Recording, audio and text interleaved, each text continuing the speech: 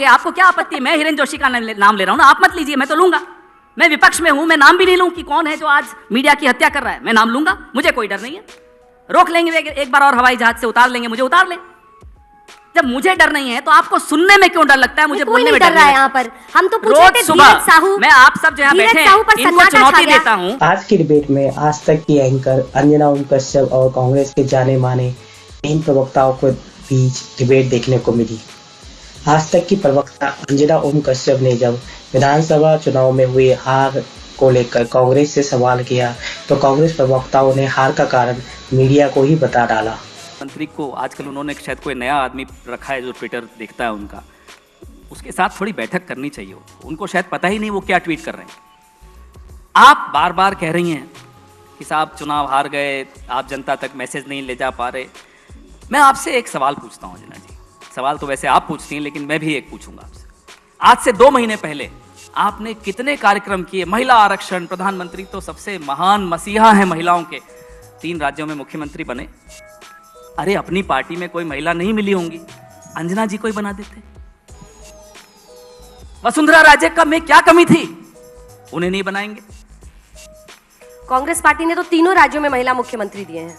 नहीं, हमारी तो अभी जीते ही नहीं, आप ही कह रहे हैं। आपको ये सुप्रिया श्रीनेत को बना देते हैं आप? नहीं, हमारी तो कितनी महिलाएं कैसे बनाते बताइए? हार रहे फिर भी बना लेते। अभी नहीं हुआ, वो वक्त आएगा। अगर मोदी जी ऐसे ही चलते रहे तो वो वक्त भी आएगा कि भाजपा हार जाए फिर भी मुख्यमंत्री बना देगी। अभी वो वक्त नहीं आया। ये वाली कॉमेडी सही बैठी नहीं। मुझे एक बात बताइए, मुझे एक बात बताइए, शीला दीक्षित यहाँ 3 टर्म्स थी मुख्यमंत्री, पहली प्रधानमंत्री इस देश की महिला किसने दी? मोदी जी कम से कम महिला आरक्षण का इतना बड़ा झुंझुना आप सबके हाथ में पकड़ा कर, अब मौका आया था तो वसुंधरा जी को घर पे बैठा दिया। आप लोग भी कमाल के हैं। एग्जिट पोल के दिन तो नड्डा जी का चेहरा दिखा रहे थे जब बीजेपी हार रही है, जब सही नतीजे आने लगे तो मोदी जी का चेहरा फिर से सामने आ गया। अरे साहब, आप लोग भी तो इस नशे से बाहर आइए, फिर देखिए देश कैसे रिस्पॉन्ड करता है हमारे में। मैं बार बार ये दोहराता हूं, हम आपके बगैर अधूरे हैं। मोदी जी भी आपके बगैर अधूरे हैं, ये मैं मानता हूं। नशे में आप हैं सर। हम क्या नशे में? हमारा तो नशा आप लोग सब रोज उतारते हो। आप संस्थानों पर उंगली उठाते रहेंगे। सब संस्थानों पर ही हमला हो रहा है अंजना जी। जब हमला संस्थानों पर हो रहा है, जब मीडिया की निष्पक्षता पर हमला हो रहा है, तो हम क्या सवाल भी नहीं उठाएं? या अब उस पर भी आपत्ति है आपको कि सवाल क्यों उठा रहे हैं? लगता है ऐसा आपको लगता है? आप अभी पूछ लीजिए लोगों को लगता है कि मीडिया निष्पक्ष है या नहीं है? इस भ्रम में जीते हुए आपके लिए मुश्किलें और बढ़ेंगी। मुझे तो लगता है कि आपके नेताओं में काबिलियत है कि वो आपके लिए चुनाव जीत सकते हैं। क्यों नहीं जीत पा रहे हैं ये बताना आपका काम है, लेकिन आप नेताओं पर मंथन करने को तैयार नहीं है, स्ट्रैटेजी पर मंथन करने को तैयार नहीं है। हम सही नहीं कह रहे? जितना मंथन करना है जरूर करेंगे अंजना जी। सिर्फ एक आग्रह हमने कर्नाटक पे बोला, एक आग्रह, भ्रष्टाचार का नाम टिक गया। जब मेरी बारी आती है अंजना जी को मेरी आवाज इतनी नापसंद है कि खुद ही बोलती चली। नहीं, क्योंकि आप अंजना कर रहे हैं, आप ऑब्सेस्ड हो रहे हैं। आप एंकर हैं, आप अंजना से इतने ऑब्सेस्ड हैं। चलिए फिर मैं क्या बोलूं? अरुण पुरी जी का नाम लूं, राज चेंगप्पा जी का नाम लूं, राहुल कंवल जी का नाम लूं, किसका नाम लूं? बताओ, मैं सबका नाम ले लेता। नहीं, आपको नाम लेने की जरूरत नहीं है। आप कांग्रेस के बिहाफ पे आए, आप जवाब दीजिए। चलिए नाम नहीं लेते। मैडम तो कह सकते हैं। मैडम, मीडिया भी थोड़ा आत्ममंथन कर ले तो क्या बुराई है? देश के लिए अच्छा होगा। कर लीजिए ना आत्ममंथन, हमारा भी आग्रह मान लीजिए। हम तो जितनी बार आप कहते हैं आत्ममंथन करिए, हम करते हैं। आपकी हर सलाह मानते हैं हम। चुनाव हारते हैं तब भी मानते हैं, चुनाव जीतते हैं तब भी मानते हैं। हम तो मीडिया को सम्मान करते हैं। जब हम सरकार में थे, प्रमोद तिवारी जी तब भी सत्ता में थे, पूछिए इनसे। कन्हैया कुमार जी तो तब भी जूझ रहे थे सरकार के खिलाफ।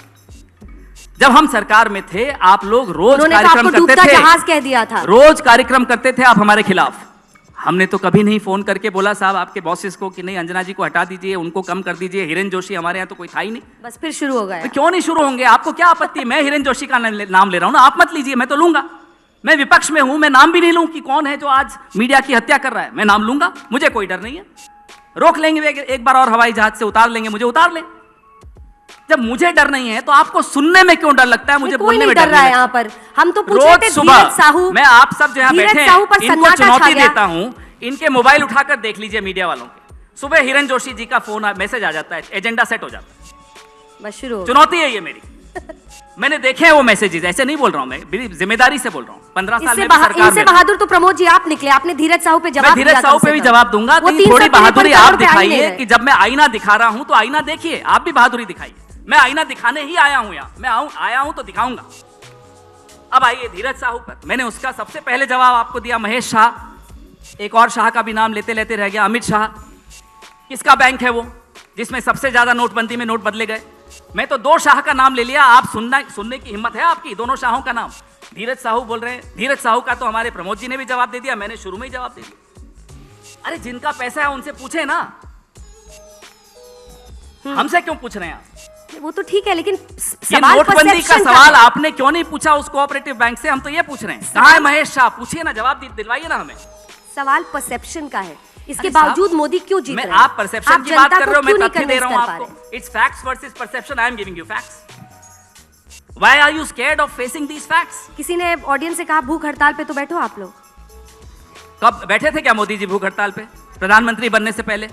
अब मीडिया को कहिए अन्ना हजारे ढूंढे एक और, जैसे इन्होंने पहले ढूंढा था आरएसएस के साथ। हमने ढूंढा था भाई, हम तो जैसे मोदी जी आए, अन्ना हजारे बैठे, वहां अरविंद जी बन गए, यहाँ मोदी जी बन गए। आप किसी अन्ना को लाइए, हम बन जाएंगे, चिंता क्यों कर रहे हैं आप? कोई किसी अन्ना को ला नहीं सकता।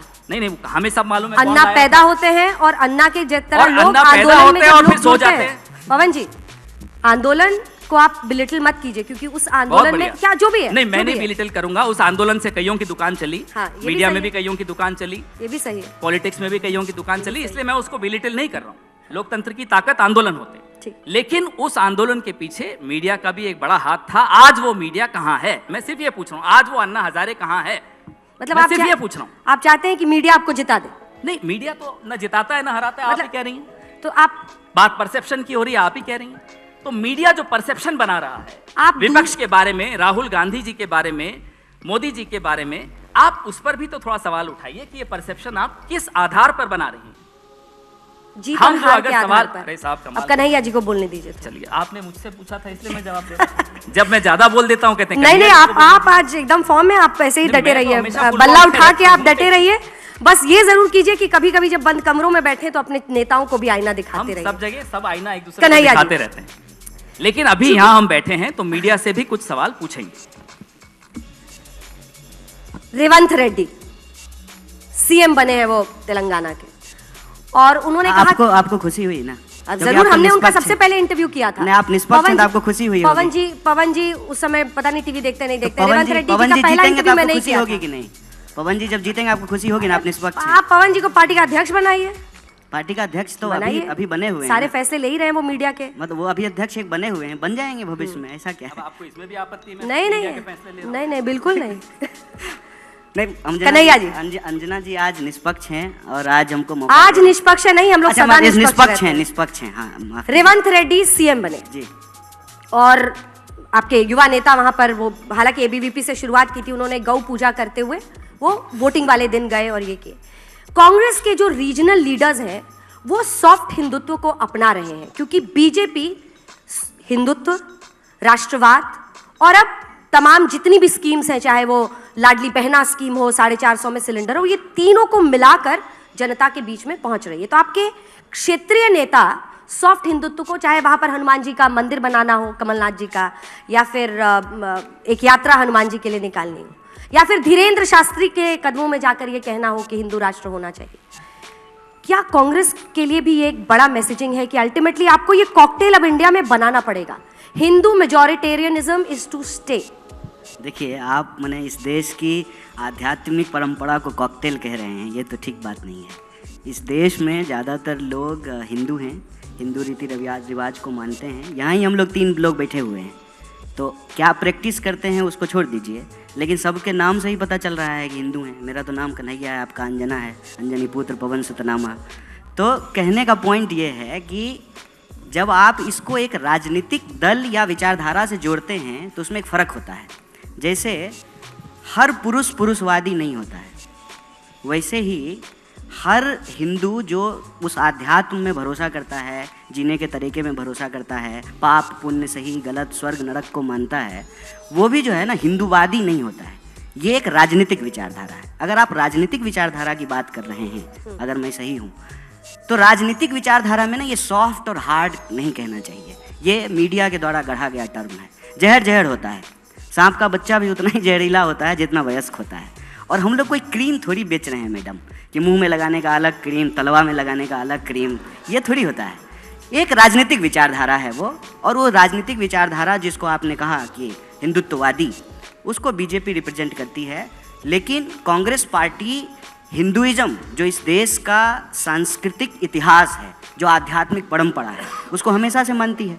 सत्यमेव जयते हमारे देश के राष्ट्रीय चिन्ह पे लिखा हुआ है, तो ये बीजेपी के पैदा होने से पहले से लिखा हुआ है ना। 1980 में बीजेपी बनी है, देश को 47 में आज़ादी मिली, 50 में संविधान लागू हुआ। तो जो भी आपको परंपरा दिखती है वो परंपरा तो चली आ रही है, और ये कांग्रेस पार्टी के बनने से भी पहले से चली आ रही है, ये गांधी जी के पहले से भी चली आ रही है। तो देश के 5000 साल के इतिहास को इस तरीके से हमको ना तू मैं की बहस में जो है रिड्यूस नहीं करना चाहिए। और कांग्रेस पार्टी ने कभी भी इस देश में किसी भी धर्म को कमतर करके नहीं आंका है। सर्वधर्म समभाव जो गांधीवादी चिंतन है उसको रिप्रेजेंट किया है। रघुपति राघव राजा राम, पतित पावन सीताराम, ईश्वर अल्लाह तेरो नाम, सबको सन्मति दे भगवान। हम सुखी, संसार सुखी तो हम सुखी, ये भारतीय चिंतन परंपरा है। मेरे ख्याल से उसको कॉकटेल आपको नहीं कहना चाहिए, ये शब्द नहीं कहना चाहिए आपको। और राजनीतिक जीत के लिए हम कहते हैं कि रणनीति जब हम बना रहे हों तो एक बात का खास ध्यान रखना चाहिए कि कीचड़ से कीचड़ को नहीं साफ किया जाता है। भाजपा को हराने के लिए हमको भाजपा जैसा हो जाने का ज़रूरत नहीं है। रही बात जनता की, तो जनता के जीवन में धर्म उसका एक पक्ष होता है। किसी भी धर्म का कोई व्यक्ति हो, भूख सबको लगती है, डर सबको लगता है, घर की ज़रूरत सबको होती है, नौकरी सबको चाहिए होता है। ये जो एक नया सगुफा आज के दिन में छोड़ा गया है ना, कि अपना सीना मत देखो, पेट और पीठ जो है ना दोनों सटक करके एक हो गए हैं, प्रधानमंत्री का सीना नाप रहे हैं। आसपास जो घटनाएं घट रही हैं उसको नहीं देखेंगे। नाली में ढक्कन नहीं है वो नहीं देख रहे हैं, स्कूल में टीचर नहीं है वो नहीं देख रहे हैं, सड़कें नहीं बनी है, अनाज जो है लोगों को खाने के लिए नहीं मिल रहा है, लोग भूख से सो रहे हैं। पढ़ने लिखने के बावजूद, अंजना जी बधाई हो आपको, आप जो है जामिया से पढ़ करके इतने बड़े चैनल में इतनी बड़ी एंकर बन गई। आज जो आपके जूनियर हैं जो पढ़ रहे हैं, दर दर भटक रहे हैं बेचारे, उनको नौकरियां नहीं मिल रही है। एलुमनाई मीट में जाइएगा तो पूछिएगा, 45 साल में देश में सबसे ज़्यादा बेरोजगारी है। ये सवाल है, इस सवाल पे हमको बार बार आना पड़ेगा। अलग बात है कि जो पवन जी थोड़ा तल्ख हो जा रहे हैं, लेकिन उनका रंज इसी बात से है। आपने कहा ना कि हम ऑब्सेस्ड हो रहे हैं, पवन जी हमसे, आपसे ऑब्सेस्ड नहीं हो रहे हैं। सवाल ये है कि मीडिया के बारे में आज तक हम लोग यही जानते समझते आए थे कि मीडिया निष्पक्ष होता है। उसको उतनी ही खुशी होगी जब बीजेपी जीतेगी और उतनी ही खुशी होगी जब कांग्रेस जीतेगी। सरकार किसी भी की हो, सवाल पूछना है, प्रधानमंत्री कोई भी हो, उनसे प्रश्न करेंगे। इतनी सी तो बात कह रहे हैं, लेकिन आप भी टची हो रहे हैं, बुरा मान जा रहे हैं। कोई टची नहीं हो रहा है, आप चिंता ना करें, वो और लोग होंगे जो टची होते होंगे। लेकिन प्रमोद जी, आपकी इजाज़त से पवन जी से एक और सवाल है मेरा, उसके बाद मैं आपके पास आ जाती हूँ। ठीक है प्रमोद जी? नहीं सर, आप रहिए, क्योंकि अगला सवाल इसलिए मैं उनसे करना चाहती हूँ क्योंकि यहाँ पर दोनों ही दो हिस्से हैं। अब आज की राजनीति ऐसी है जहाँ पर लोगों की ज़िंदगी में, चाय की दुकान पर, स्कूल, कॉलेज, पाठशाला, दफ्तर, हर जगह लोगों की विचारधारा में एक गहरी खाई जैसी है। एक इस तरफ है, एक उस तरफ है। ये जीवन की बहुत बड़ी सच्चाई आज के पॉलिटिक्स में है। आप कहते हैं कि फला आदमी ऐसे मैसेज करता है, फला आदमी के कहने पे आप लोग सब कुछ करते हैं। आप भी इसी वजह से मनमानी करते हुए कहते हैं कि हम इतने पत्रकारों से बात करेंगे, हम इतने पत्रकारों से बात नहीं करेंगे। आप मुझ पर स्टेज पर कोशिश करते हैं कि आप बरस पड़े मीडिया पर मेरे बहाने। आप भी एक दबाव बनाने की कोशिश करते हैं, तो फिर कैसे अलग हैं आप दोनों? जब असहयोग आंदोलन गांधी जी कर रहे थे तो क्या वो दबाव बना रहे थे? ये असहयोग आंदोलन है। क्या इतना अधिकार भी मेरे पास नहीं है कि मैं उस जहर के व्यापार का हिस्सा नहीं बनूं जो आपके कुछ सहयोगी, आपके चैनल की बात नहीं कर रहा हूँ, कुछ सहयोगी मीडिया में फैलाते हैं? मैं उस व्यापार का हिस्सा नहीं बनना चाहता। मैं अभी बड़ा रोचक आपने सवाल मेरे साथी से पूछा। रेवंत रेड्डी पहले एबीवीपी में थे, अच्छा लगा सुनकर, आपने याद दिलाया, अच्छा किया। हेमंता बिस्वा शर्मा पहले कहाँ थे? कांग्रेस में। ज्योतिरादित्य सिंधिया पहले कहाँ थे? सब आपकी पार्टी जितिन के प्रसाद देन पहले कहाँ थे? सब रूठ के चले गए। तो नहीं तो बिछड़े सभी बारी बारी आप अपनी फौज की याद दिला रहे हैं मुझे। तो फिर ये रेवंत रेड्डी भी रूठ के चले आए होंगे ना बीजेपी से? ये भी बोलिए ना। वो बीच में टीडीपी में भी गए थे। बोलिए ना कि वो भी रूठ के गए, बोलिए ना। बिल्कुल रूठ के गए, मैं इंतजार कर रहा हूं। टीडीपी में गए वो। यशवंत सिन्हा जी भी रूठ के गए, तेलुगु देशम में। नवजोत सिद्धू जी भी रूठ के गए, कीर्ति आजाद भी रूठ के गए, शत्रुघ्न सिन्हा भी रूठ के गए। नाम गिना रहा हूं मैं आपको, कितने लोग रूठ के गए। अरे मैंने एबीवीपी से कहा था कि वो गौ पूजा करते दिखे तो मुझे हैरानी हुई। गौ पूजा में क्या बुराई है? हम तीनों करते हैं, चलिए बताइए। वोटिंग वाले दिन ये एक पोस्चरिंग होती है। नहीं, पोस्चरिंग आपको लगती है, ये हमारी संस्कृति का हिस्सा है। इसमें आप लेकिन जो मुझे आपत्ति है अंजना जी, मैं आपका नाम ले रहा हूँ, माफी चाहता हूँ, उन्हें वो तो मैं जानती हूँ, आप ऑब्सेस्ड हैं मुझसे। मुझे आपत्ति हमें इस बात से है कि मेरे और मेरे भगवान के बीच में ये दलाल क्यों आ जाते हैं।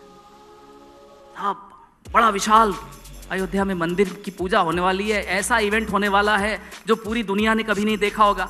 अरे मेरे और मेरे भगवान और मेरी श्रद्धा के बीच में ये दलालों का काम क्या है?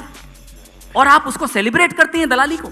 ये दलाल आ गए साहब, खुशी खुशी मनाइए, दलाल आ गए, प्रधानमंत्री भी जा रहे हैं, सारे मंत्री जा रहे हैं, सबको ले जाया जा रहा है। अरे साहब, एक मंदिर है, एक पवित्र जगह है जहां मैं जाकर अपनी श्रद्धा के अनुसार झुकता हूँ, सजदा करता हूँ, सर झुका देता हूँ एकदम। वहां भी दलाल आ रहे हैं और वो भी आप बड़े खुश हो रहे हैं साहब, प्रमोद दलाल आ गए। एक सवाल अब आपसे जिसके साथ हम अंत करेंगे सेशन का। कई बार ऐसा होता है कि पीएम पर, मैं इस बात से इनकार नहीं करती कि बीजेपी ने भी कांग्रेस के शीर्षस्थ नेताओं पर एक से एक हमले किए हैं, जिसमें सोनिया गांधी जी से लेकर राहुल गांधी, प्रियंका गांधी, सब पर हमले हुए हैं। लेकिन हाल के दिनों में एक ट्रेंड रहा है, अभी भी पवन जी ने जो शब्द यहाँ पर बोला, मुझे नहीं लगता है कि बहुत अच्छी भाषा है जो हम अपने बच्चों को ऐसा शब्द सिखाना चाहेंगे। पीएम के लिए भी ऐसे शब्दों का इस्तेमाल हुआ वर्ल्ड कप के बाद। कांग्रेस को असल मुद्दे उठाने होंगे।